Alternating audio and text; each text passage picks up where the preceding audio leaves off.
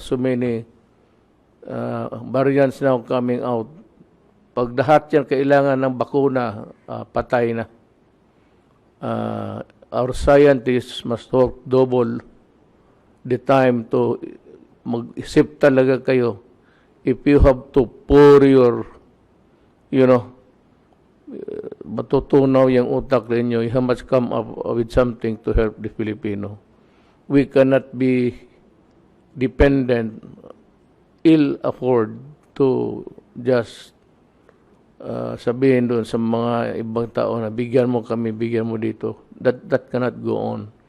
We must develop, total may pera man tayo. Hindi ko naman minamatay ang mga scientists natin.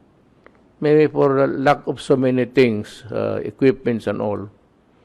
But I am also praying at the same time that they can come up with a good result of their studies and make some vaccines that are really truly Filipino.